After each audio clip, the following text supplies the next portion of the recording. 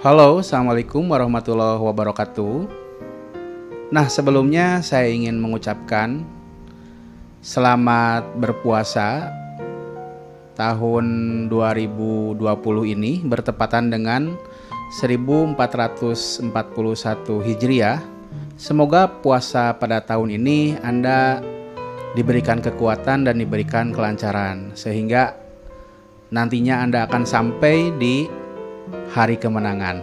Nah, dalam video kali ini saya ingin menyampaikan sebuah pembahasan yang singkat dan ringan-ringan saja tentang puasa. Nah, puasa ini kan sering kita maknai sebagai bulan yang penuh berkah, rahmat dan ampunan. Selain itu, saya ingin sedikit memberikan pandangan bahwa bulan puasa ini adalah bulan perjuangan. Kenapa perjuangan? Karena butuh usaha yang lebih, butuh usaha yang serius, butuh usaha yang konsisten untuk mendapatkan hasil yang maksimal ketika Anda menjalankan puasa. Makanya sebelum berpuasa kita diusahakan ya untuk persiapan agar ketika menjalankan puasa bisa mendapatkan hasil yang terbaik dan hasil yang maksimal. Nah, puasa ini kan tidak sekedar menahan haus dan lapar, tapi lebih daripada itu, puasa adalah sebagai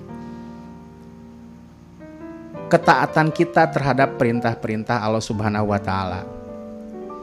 Nah, juga selanjutnya bahwa pemaknaan puasa ini sebagai bulan yang penuh perjuangan karena kita tidak hanya dihadapkan pada kondisi haus dan lapar. Tapi puasa di tahun ini kita dihadapkan dengan penyebaran COVID-19 atau coronavirus disease.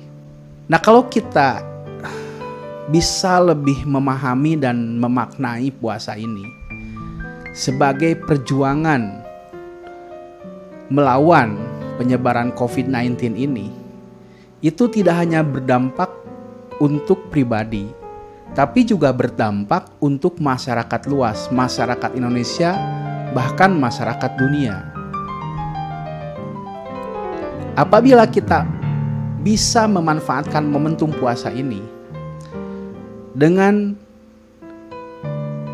melakukan hal-hal yang sudah diterapkan dalam prosedur kesehatan, maka momentum bulan puasa ini adalah momentum yang tepat.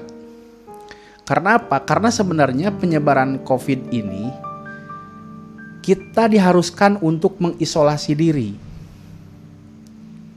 Bulan puasa biasanya masyarakat akan terdorong untuk melaksanakan ibadah-ibadah puasa yang bersifat individu gitu.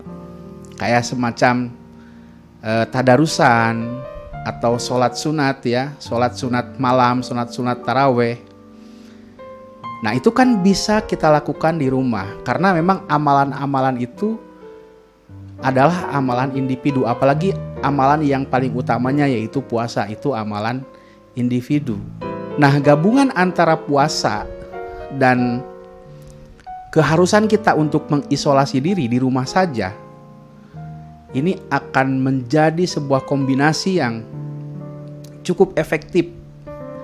Di sisi lain, secara dimensi keagamaan, kita bisa melakukan atau kita bisa meningkatkan amalia-amalia ibadah kita, tapi secara dimensi kesehatan juga sama, akan memutus mata rantai penyebaran COVID-19 ini.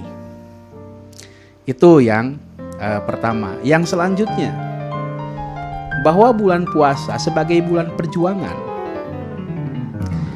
ini akan menggugah dan akan memotivasi kepada umat muslim dimanapun dia berada untuk selalu ingin ataupun terdorong berbuat kebaikan.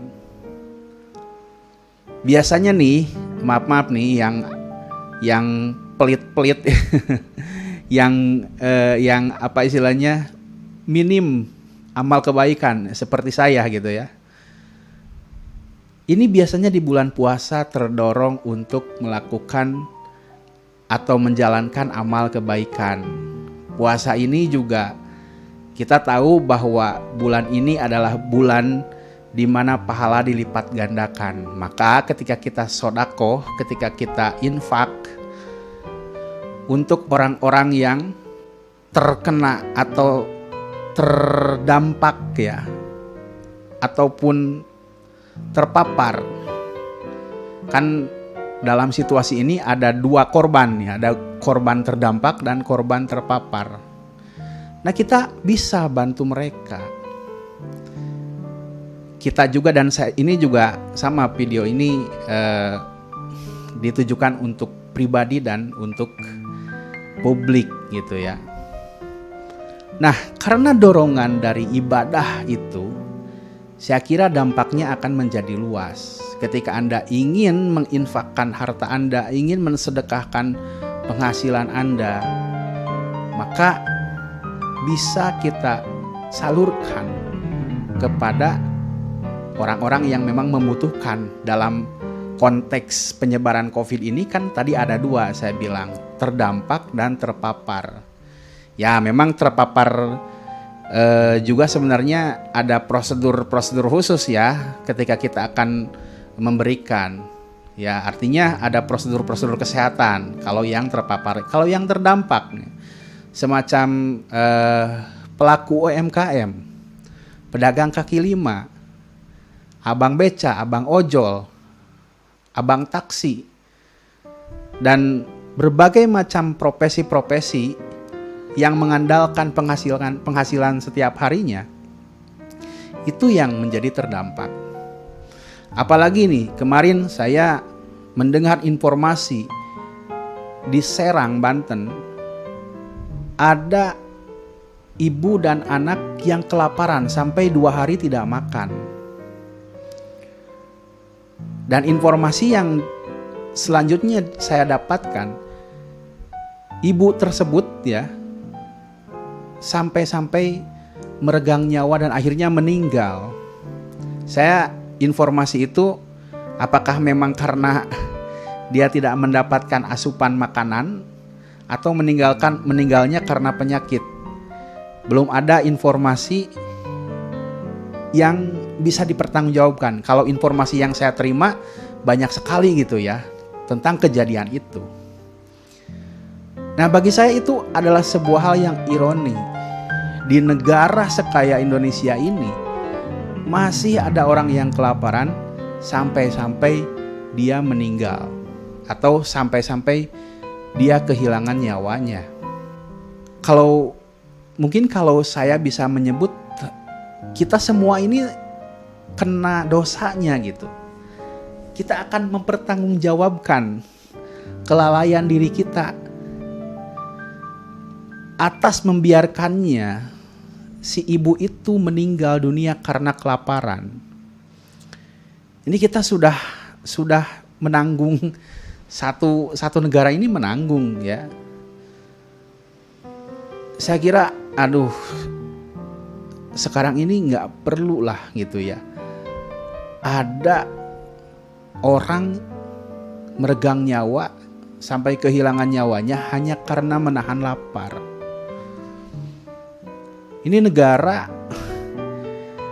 ya nggak bisa saya berkata-kata lagi.